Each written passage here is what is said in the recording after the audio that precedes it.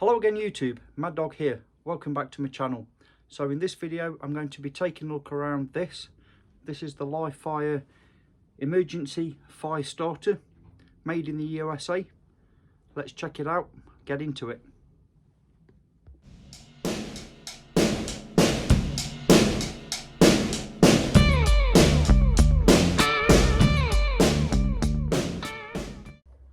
Welcome back. So before I get into field testing this product, I'm just going to throw a few quick specs out here. So as stated, this is made in the USA. So the Live Fire emergency fire starter comes packaged in this little aluminium tin with a slide lock lid. The measurements are 7.75 centimeters in length, 3.5 centimeters in width, and approximately 1 centimeter in depth. It weighs 26 grams, so very lightweight, pocket sized, very nice. When we open the lid, which I'll come back to later, we see the actual product itself, and this is like a fibrous waxed material. I don't know all the ingredients, obviously they won't disclose that, but you get 3 layers basically of that material, which fold up on themselves. It is scented, apparently like pine. I don't know why that's important, but that sits nicely within this little tin. And the theory is behind this that you can light this material using conventional methods, cigarette lighters, matches, etc. But you can also fluff open and expose the fibres within this material, and it will take a spark from a ferrocerium rod. The Live Fire kit can be bought in several different formats. If you just buy the Live Fire tin itself like this, they do a mini version and this, which is the standard version. They're available at prices from around this particular model. The original is around £12 UK sterling. If you buy the kit, which will include this and one of these small mini, I guess cheap ass sort of ferrocerium rods and striker there, then the price creeps up to £16. So you're paying an additional £4 thereabouts for this small ferro rod. In my opinion, off the bat, that feels a little bit expensive for what you're actually getting. However, the flip side of that is Live Fire state that these will have a burn time from between 27 minutes and several hours. There isn't actually a specific end game time. So that depends on how you use this. Once you've got this thing lit, you can adjust the flame by, obviously depending on how much of the fibres you expose using the lid will depend how long this thing will burn for. Obviously the greater exposure, the shorter the life of this thing, but the greater the flame. Self-explanatory really, and the more you choke it down, the less flame you will have, but the longer the burn time. Common sense really. So what we're going to do is we're going to go outside up into the yard. It's very wet, very windy over here in the UK at the moment. We're just going through the tail end of a storm. So I thought today will be a good time to practice this up in the yard and see how it performs in not ideal conditions. So let's crack on with it and let's see how it performs. Stay tuned. Okay, so as you can see, we're outside. It's very wet, very windy over here in the UK, and what I've done, I've just got a basic, I won't say fire lay because it isn't. I'm doing this preparation very poorly. I've got some shavings here, pine shavings, which I've processed down very roughly. My prep work is very poor for this, using Dave Watts's bushcraft knife, which since I showed this last time, he has also gifted me this beautiful handmade leather sheath, which is absolutely fantastic, handmade by his good lady Adita. So thank you very much, sister and brother, absolutely perfect. Highly recommend this stuff from Dave Watts, available over on Etsy. Right, so the Live Fire itself, I'm going to open this tin up, and I'm going to use the supplied little small ferro rod to get this going. What you have to do is, using the hacksaw blade style striker, is fluff up some of the material as best as we can. Just going to pinch some of this stuff out, exposing some of those fluffy fibres. That's what we need. Like with any tinder, any preparation, you must expose the fibres to create a big surface area for your sparks to land on and take hold of. There we go. Nice little fluff ball there. And before I start, I'm going to just remove some of the black from this new ferrocerium rod using the back of this striker. I mean, even the lanyard is too short in my opinion. It makes everything more of a fickle fight. Okay, there we go.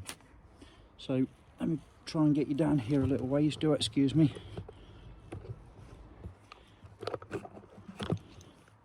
So, okay.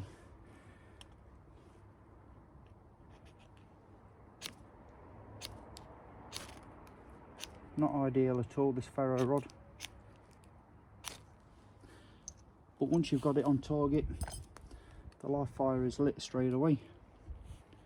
And live fire also claim that this is waterproof and windproof. Well, today we're going to test that. It's blown out straight away. I'm guessing that's because my prep isn't on point. So we go again, we'll fluff it up. Get these fibres nice and open here.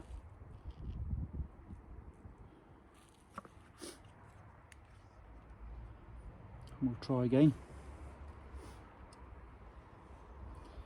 I dare say this would be easier if you use a more quality ferrocerium rod like my Mad Dog Monster.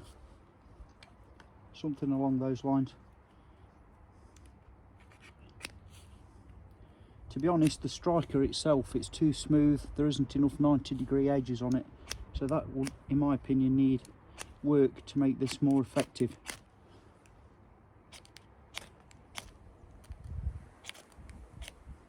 The wind isn't helping.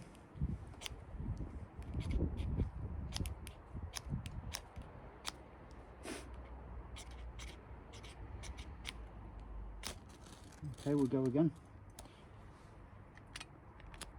And there we go. So I'll let that establish, try and get a bit of shelter from the wind. And the idea behind this, I believe, is we use the lid to hold this thing with. So we put that into our fire lay and then add our tinder straight onto that. Our kindling and tinder, let that get a hold.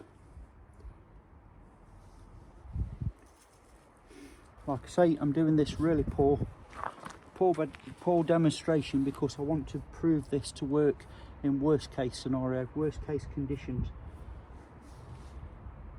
So this wood, it is quite damp, it is quite wet. I have carved into the wood to expose some drier fibres, but it has been outside, it has been soaked with the rain. We've had a lot of rain over in the UK recently, past few days. And yeah, it appears to be, it's still lit, it's doing its thing under there. I'll show you.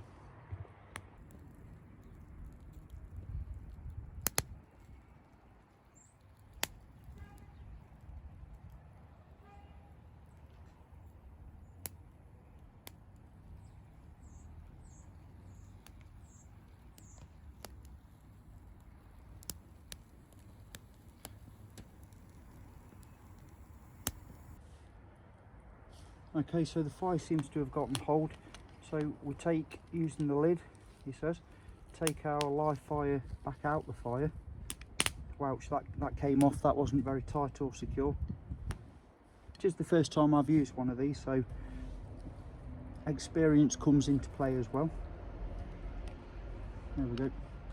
Now I can reduce the flame right down or extinguish it accordingly.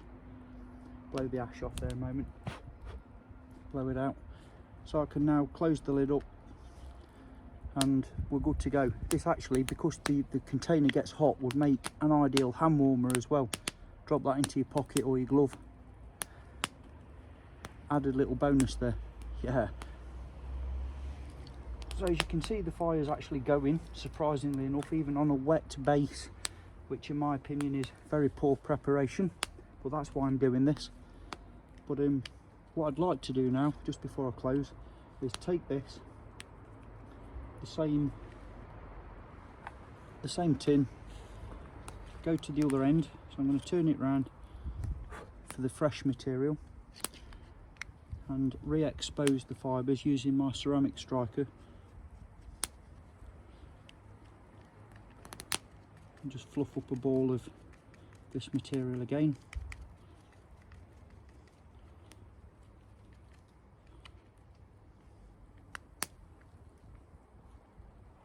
Pinch some of those fibres out, tease them out there a little ways.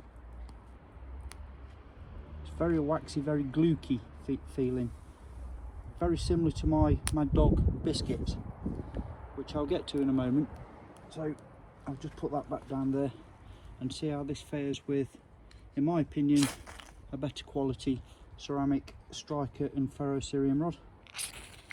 It helps if you hit it, and first strike it's lit. Because we're removing more ferrocerium material and you've got a hotter lava bed, if you like, that's been thrown out there, so those fibres have no choice but to light. So for me, if you're going to get one of these live fire kits, I would say get the kit, absolutely, but don't pay the extra for one of these cheap Chinese mini ferro rods. Get yourself a good quality ferrocerium rod in conjunction with this kit, and then you'll have a good real world usable kit. That's just my opinion, my take on it. As you can see, it's done the job. I'm just going to put that out a moment. Be careful with this tin, it does get very hot very quick. Yowza. Okay, so yeah, that's the live fire emergency fire lighter. So before I close, my opinions, my thoughts. Would I recommend this? I would recommend the fire lighting tin itself, even though in my opinion it's on the expensive side. For the burn time of this, it is waterproof, but so are a lot of other fire lighters.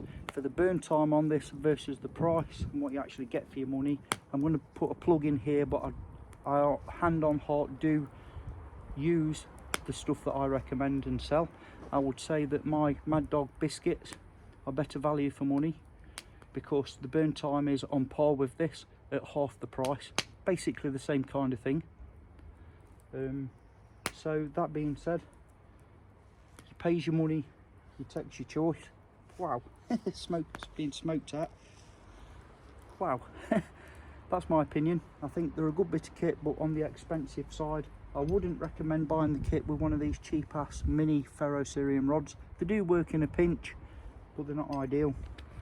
Get yourself a good quality ferro rod if you're going to buy one of these kits, especially if you're a beginner and you're not really comfortable with using ferrocerium rods.